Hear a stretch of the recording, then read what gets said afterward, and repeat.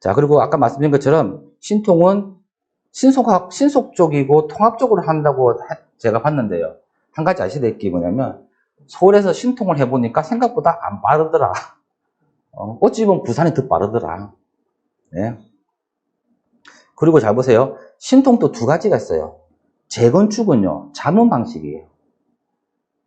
근데 재개발은 뭡니까? 신속통합 기획 방식이에요. 근데 잘 보세요.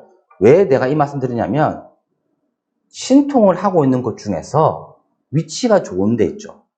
압구정이나 여의도 같은 경우는 특히 재건축은 다 기획 방식이 아닌 자문 방식이에요. 이거는 뭐냐면 좋을 것처럼 보이지만 너무너무 안 좋아요. 즉 뭐냐면 오세훈 시장님이 말하는 대로 안 하면 재건축 못하게 막아버리는 거예요. 자, 보세요. 요거부터 볼게요. 먼저 압구정 있죠. 압구정 상구역에 제가 옛날에 좀 자문을 해줬는데 이게 정말 뭐냐면 신속통합기획 방식 자문으로 간다니까 잘 될 줄 알았어요. 근데 뭐냐면 이 압구정에서 여기 보시죠. 성수동에 연결되는 브릿지를 놔달라고 지금 서울시가 얘기를 한 거예요. 그러면 그 성수동에 있는 서울수 쪽에 브릿지를 연결하면은요, 누가 좋을까요? 압구정 사람이 좋을까요? 아니면 성수동 쪽 사람이 좋을까요? 성수 좋겠죠. 그러니까 그 비용이 5천억이 넘어요. 그러니까 사실상 안 된다는 거고, 또 서울시장님이 좋아하는 게 뭐냐면 덮개공원. 한 가지 예를 들면 고속도로를 무조건 다 덮어버린다잖아요. 그 위에 공원화 시킨다잖아요. 근데 그게 돈이 너무 많이 들어가요. 그래서 잘 보세요. 신통이라고 무조건 좋은 게 아니고 위치가 좋은 곳의 신통은 생각보다 조건이 까다롭고 그래서 여러분들 힘들다는 거고, 한 가지 어딜까요? 여의도에 있는 시범 아파트라고 엄청 대단지 아파트가 있어요. 여기다가 뭐냐면 보세요. 데이케어 센터라고 난 처음 들어봤어요. 이게 뭐냐면 이 여의도 금융 쪽에 있는 사람들이 있는 대단지 아파트에 데이케어 센터를 만드는 거는 치매 노인들, 이런 분들을 케어할 수 있는 병원을 만든다는 거예요. 그건 내가 봤을 때 주민들이 그렇게 좋아하지 않는 것 같아요. 그런데 보세요. 데이케어 센터를 수용한 1호 신통이라 해서 여의도 시범 아파트가 되는데, 즉 신통을 하려고 하는 곳은 이 서울시에 이런 조건을 안 들어주면 진행이 안 된다는 거예요. 그래서 한 가지 아셔야 될 거예요. 자, 그러면은 아까 내가 말씀드렸죠. 신통의 1차 후보지를 관심 가져라. 즉 재건축은 자문 방식이고 재개발은 뭐랬어요? 기획 방식이니까, 즉 강남 3구하고 용산구를 제외한 약간은 중랑구라든지 동대문구라든지 응암동 쪽에 있는 노원구 쪽이라든지 이쪽으로는 이런 데는 신통이 괜찮다는 겁니다.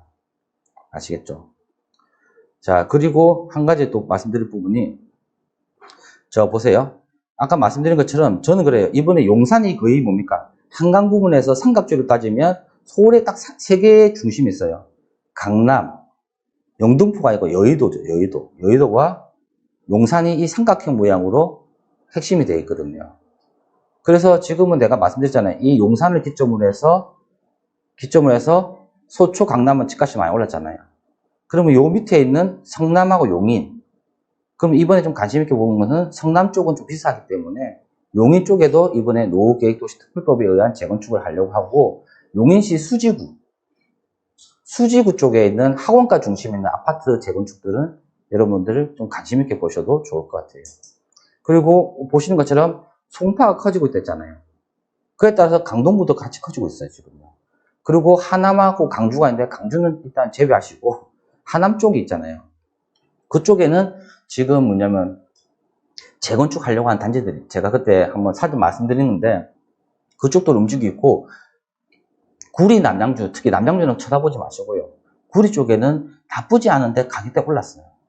그래서 저는 요즘 뭐냐면 송파, 강동, 하남 이 세 개 쪽에 집중을 하고 있고, 그 중에서 아까 말씀드린 것처럼 공시가격 2억 이하짜리 아파트를 좀 찾고자 하고 있습니다. 자, 그리고 이번에는 뭐냐면 오세훈 시장이 그레이트 한강이라서 일단은 한강변 쪽으로 있잖아요.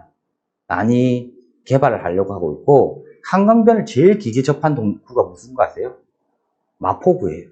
그래서 내가 봤을 때 진짜 앞으로 마포구 쪽은 여러분들이 전략적으로 관심 가져줘요. 왜냐면 용산이 커지면서 용산에 보면은 뒤쪽에 보면 마포구잖아요.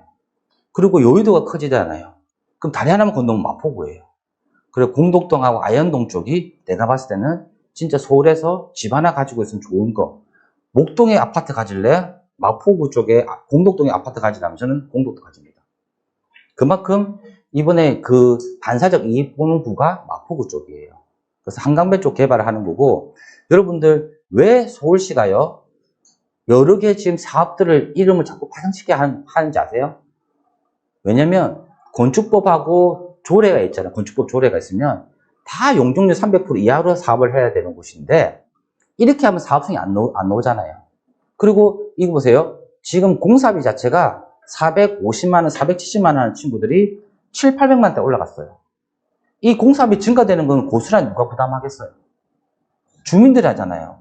그래서 서울시 입장에서는 재건축, 재개발을 해야 되는 상황인데 공사비가 많이 올라갔으니까 야, 그럼 주민들이 부담금 커지면 안 할 거 아니에요.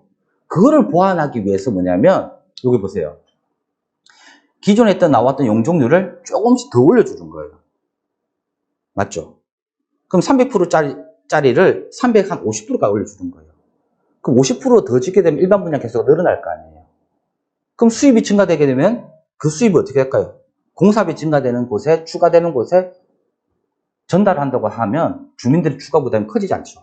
자, 그러면 한 가지 부산의 예가 제 어딜까요? 남촌동에 비치 아파트 있죠. 이 비치 아파트 스토리가 뭐냐면, 비치 아파트는 조합은 3,060명에 이 도정법에 의한 재건축을 할 경우는 3,200세대밖에 안 나와요. 즉 일반 분양 개수가 없잖아요. 근데 지금 최근에 공사비가 너무 올랐어요. 그래서 이 애들이 쇼를 한 게 벌였죠. 이대로 가서 관리 처분하면 주민들의 부담이 커지니까 어떤 쇼를 벌리냐면 정비업체 다우에서 우리나라 거의 1번 1등인 주성으로 바꿔버렸어요. 주성이라는 정비업체가 압구정도 하고 여러 개 하고 있어요. 여의도도. 그 우리나라 1등 정비업체인데 이 애들이 무슨 단어를 써가지고 바꿨냐면 특별건축구역이라 들어보셨습니까? 이제 여러분 관심 있게 보셔야 될 거. 조례에도 불구하고 이거를 넘어서기 위해서는 특별계획구역으로 지정을 해서 재건축을 하든지 특별건축구역으로 해서 지정을 해서 재건축을 하든지. 그래서 비치 아파트가 특별건축구역으로 지정하면 어떤 결과가 나오냐? 사업은 다소 지연되겠지만은 맞죠? 2028, 9년도는 누구나 봐도 가격은 다 올라간다고 보는 거죠. 왜? 입주 물량이 없다 보니까. 그때를 맞춘 거예요, 애들이. 맞추면서 뭐냐면, 야, 특별건축구역으로 해서 감정평가 다 나왔잖아요. 그러면 3,200세대 만드는 것보다 용적률을 더 올려가지고 3,600세대 만들면 일반 분양 개수가 한 400개 늘어나잖아요. 그럼 수입이 증가되면 공사비를 충당할 수가 있다는 거예요. 그 대신에 얘들이 이런 쇼를 벌이면서 기간을 어떻게 했냐면 분양시장하고 철거시장하고 봤을 때는 2029년도, 30년도를 보고 즉 입주 물량이 없을 때 그때를 보고 비치 아파트를 하다 보니까 어떤 결과가 나왔냐? 비치 아파트는 제가 그때 유튜브도 한번 찍어주는데 비치 아파트는 정말 지금 감정평가 오픈되고 나니까 조합원 입장에서는 제일 쌀 때가 지금이다. 전체 경기가 안 좋은 상태에서 감정평가 나와 있는 상태면 제일 쌀 때고 비치 아파트는 앞으로 조합원 분양가가 뭐냐면 한 5천만 원 정도 갈 거예요. 최소한. 일반 분양 한 7천만 원까지 갈 거예요. 가고 보니까 이 시장을 기다리는 시장이 됐죠. 그래서 잘 보세요. 제가 남촌동에 있는 자이 아시죠? 남천 타워 아파트 재건축을 제가 했었거든요. 관리처분 인가받고 이주 나갈 때까지 제가 했었는데 그때 제가 2006년도에 타워 아파트하고 비치 아파트에 있을 때 타워 아파트는 그나마 뭡니까? 늦게 가더라도 지금 아파트 입주까지 했잖아요. 그 비치 아파트는 뭐냐면 그대로잖아 지금요.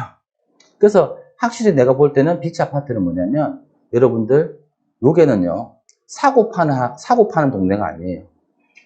쭉 가져갈 수 있는 능력을 키우는 사람만이 비치 아파트 가져가면 좋다고 보고 옛날에 2010년도에 샀을 때 비치 아파트도 사업은 진행 안 되고 가격이 올랐지 않습니까? 지금도 마찬가지예요. 또 장 좋아지면요. 비치 아파트는요. 또 특별 건축구역이 또 대단한 것처럼 보여서 가격이 올라가게 돼 있어요. 즉 뭐냐면 비치 아파트는 이제부터는 사고 팔고 하는 장이 아니고 계속 한 10년 동안 더 기다려야 된다. 2005년도부터 기다렸던 분들은 이제는 나이가 너무 드셨더라고요. 그러니까 여러분들 어찌 보면 감정평가 오픈되고 난 뒤에 가지고 가는 거는 좀 약간 저는 좀 가지고 갈 만한 가치가 있다라고 생각이 드는 거죠. 아시겠죠? 그래서 뭐냐면 항상 뭐냐면 지구 단위 계획 안에 특별계획구역이라는 단어가 나오고 건축법에 의한 특별건축구역이 나온다는 거죠. 그래서 여러분들이 용적률을 증가시키는 방법이 이런 방법이다. 아시겠죠?